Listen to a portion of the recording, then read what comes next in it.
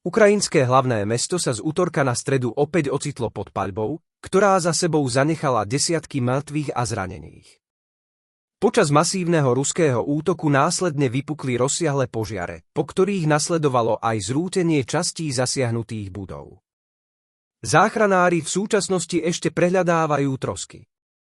O život prišlo najmenej 17 ľudí. Rusko vypálilo na Kyjev 28 rakiet, žiadnu z nich sa pritom Ukrajincom nepodarilo zachytiť.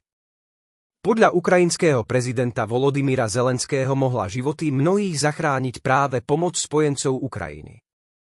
Je veľmi dôležité, aby partneri pochopili, že oneskorenia v ich dodávkach alebo neochota zabezpečiť systémy protivzdušnej obrany priamo vedú k takýmto hrozným obetiam a ničeniu, uviedol na platforme 10. Medzi hlavnými cieľmi ruskej armády pritom boli skladové priestory patriace civilným podnikom, dodal Zelenský.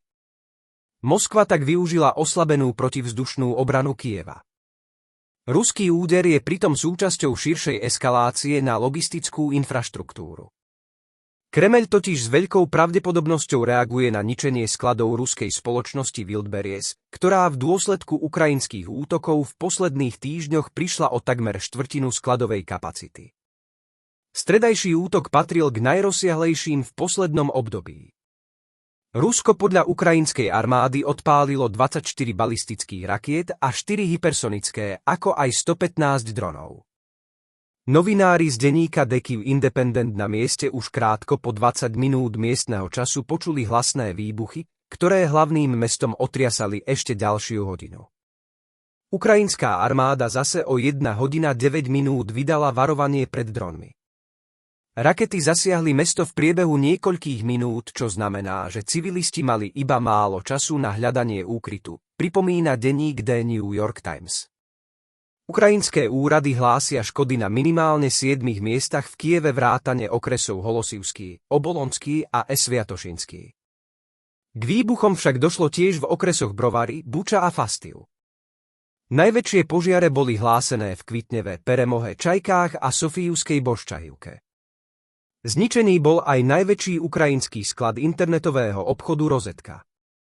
K jednému z najsmrteľnejších útokov na ukrajinské hlavné mesto za posledných 7 mesiacov došlo len niekoľko dní po rozsiahlom ruskom údere z 1. augusta, ktorý si vyžiadal najmenej 9 obetí.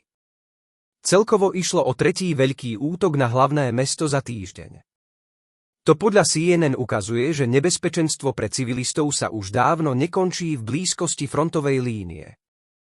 Ukrajina totiž zápasí s nebezpečne nízkymi zásobami prostriedkov protivzdušnej obrany, ktoré by mohli podobným útokom čeliť. Americký prezident Donald Trump nedávno naznačil, že váha, či Ukrajine umožní vybudovať vlastné systémy protivzdušnej obrany Patriot. Myšlienku prvýkrát spomenul minulý mesiac. Rozhodnutie by pre Ukrajinu znamenalo zásadné zmeny vrátane väčšej nezávislosti od dodávok, ako aj posilnenia obranného priemyslu. Rusko si však podľa ekonóma Romana Šeremetu všimlo, že vzťah USA a Ukrajiny sa v rámci dodávok zhoršil.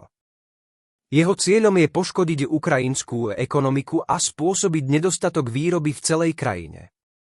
Ide o kampaň proti tepnám, nie proti končatinám, uviedol na X s tým, že protivzdušná obrana je jedinou metódou, ako zabrániť šíreniu vojny. Ruské útoky si pritom v priebehu minulého mesiaca vyžiadali minimálne 377 civilných obetí, čo z júla robí najsmrteľnejší mesiac od apríla 2022, ktorý bol poznačený najmä bojmi o Mariupol. Zahynulo vtedy najmenej 1000 civilistov. Aj predchádzajúce mesiace roka 2026 však priniesli vysoké počty civilných obetí, čo počiarkuje rastúcu intenzitu ruských útokov na ukrajinskom území. V júni zahynulo 293 osôb, v máji 282, v apríli 238 a v marci 211. Sklady za sklady. Ruské ministerstvo obrany medzičasom spresnilo, že útočilo na zásobovacie centrá v ukrajinskej metropole a kievskom regióne. Podieľali sa na skladovaní, dodávkach rôznych zbraní a vojenského materiálu, ako aj na výrobe a distribúcii bezpilotných lietadiel, uviedlo. Rusko v posledných týždňoch zintenzívnilo útoky na Kyjev, zatiaľ čo Ukrajina zvýšila útoky na ruskú civilnú infraštruktúru vrátane energetických zariadení. Ukrajinci pritom v stredu opäť zasiahli sklady Wildberries. Kyjev tvrdí, že nejde iba o vojenský cieľ, ale tiež ekonomické oslabenie jednej z najväčších ruských spoločností by mohlo spustiť reťazovú reakciu v ruskej ekonomike, uvádza portál Meduza. Wildberries má totiž podľa odhadov dlh vo výške približne 1,3 bilióna rubľov, teda zhruba 14 miliárd eur. Podľa denníka The Bell sa priame škody odhadujú na najmenej 100 miliárd rubľov, čo je zhruba 1 miliarda eur. Médium zároveň predpovedá, že spoločnosť sa v nasledujúcich rokoch stane neziskovou, nakoľko obrat trhoviska klesá a predajcovia odchádzajú na iné platformy. Zelenský v každom prípade zase tvrdí, že agresor sklady využíva na zabezpečenie dodávok sankcionovaných komponentov pre ruskú armádu.